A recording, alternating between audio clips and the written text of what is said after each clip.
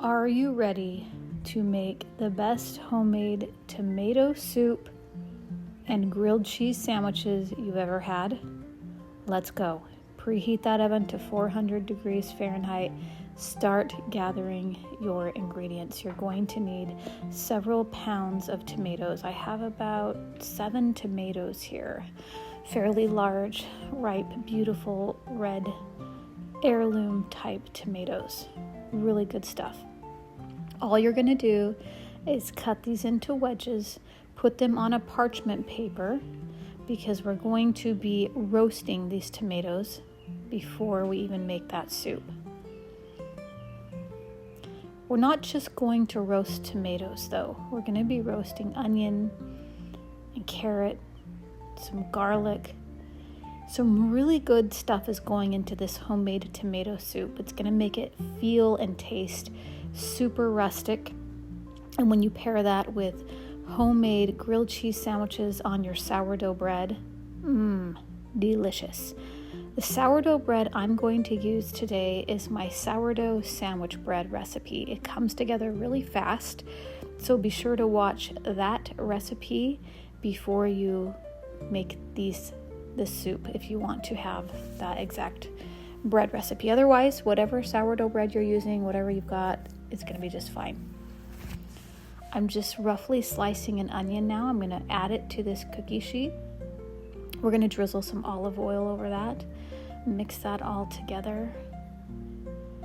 Add a little salt and pepper on there for some seasoning.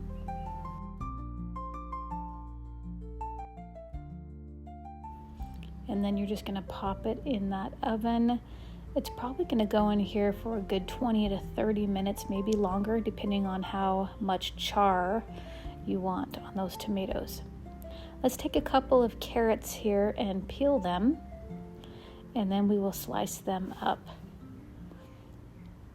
I'm also going to use a little bit of bell pepper here and slice that up as well into little slices. It doesn't matter how it's cut because we are going to roast this down and blend it up and puree it really good to go into our soup. So you're getting a nice roasted red and yellow bell pepper flavor with some carrot and that tomato. So all I'm going to do here is open up my oven, take this tray out. It was only in there for a second, maybe 5 minutes or so, before I decided to get more stuff chopped up and put on that tray. You can put it all on at once. I just didn't do that. I'm going to add some basil. I'm going to add some parsley. This is all dried parsley, about a half teaspoon to a teaspoon each. Some paprika. Good. Even some garlic powder if you wish. And put it right back in that oven to roast. And look what it looks like after probably 40 minutes is really what it was. It's nice and charred. It's ready to be pulled out. And we'll just let it cool down slightly. We'll let it cool slightly, and then we're going to put it in a pot, a soup pot on the stovetop here. I'm using a cast iron pot.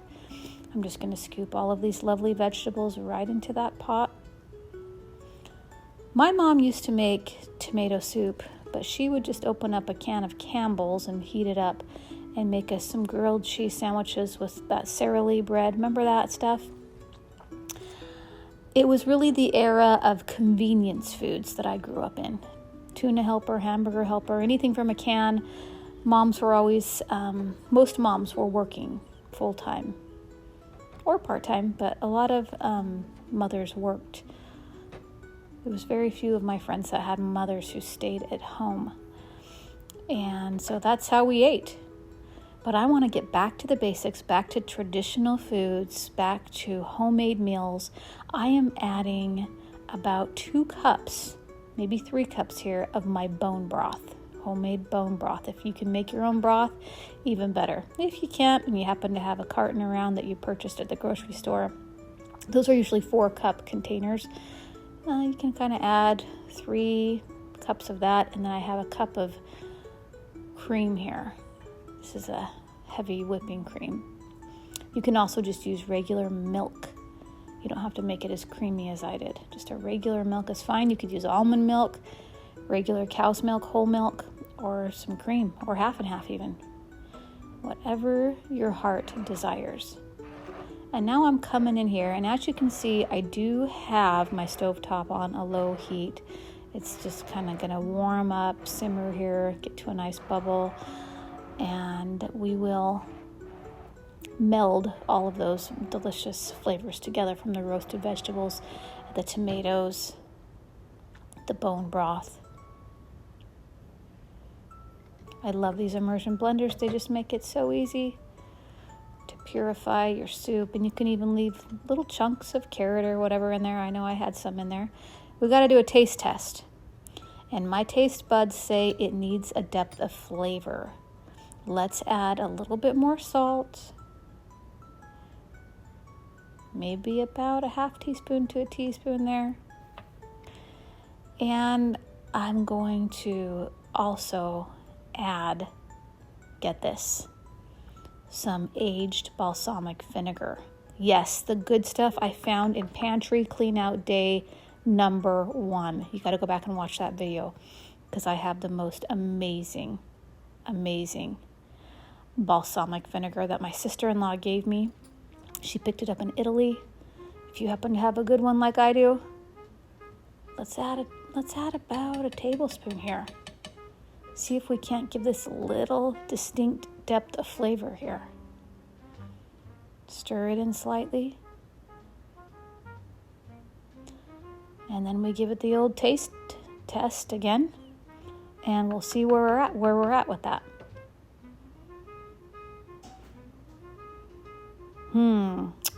I think it needs a little bit more.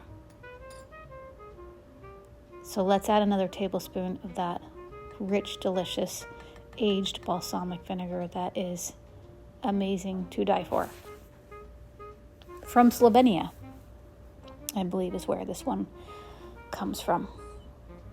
So you can just imagine how good and gourmet this tomato soup actually tastes. It was phenomenal. Did my family appreciate it? Well, probably not as much as I do, because I'm the cook here.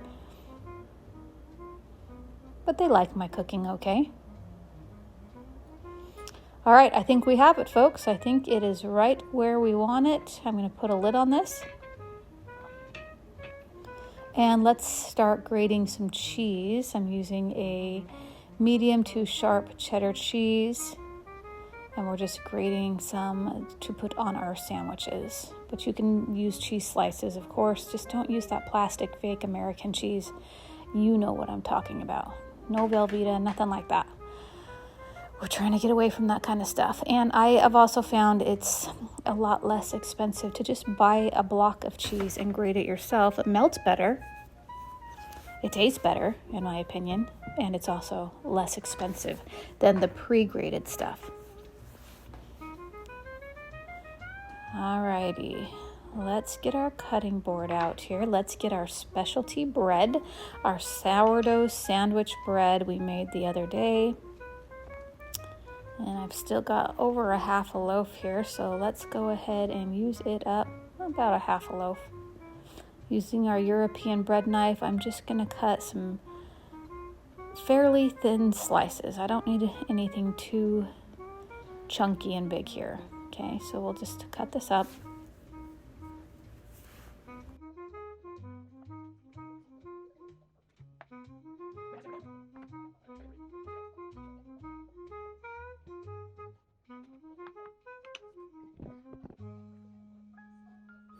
And now we're just gonna get some butter on that pan and let it get sizzling before we put that bread on there. I like to put things on a hot pan, as you know. And we'll put about probably close to a half cup of cheese on there, and then the other side of the bread. And you can spread butter on this other side of the bread, or just flip it on over, toast it up on the other side. Oh yeah, that is gonna be so yummy. Homemade bread, making our cheese sandwiches, our grilled cheese. Keep them coming, folks. Keep them coming. I am cooking this on a flat cast iron pan, and look at how beautiful.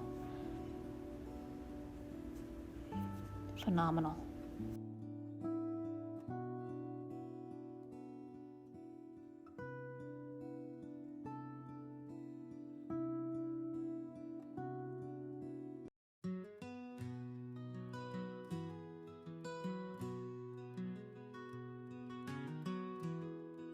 It's time to plate up and eat. We have our bowl of soup here and our grilled cheese sandwich. Doesn't that look great? I'd love to hear if you make this for dinner some night. Let me know in the comments.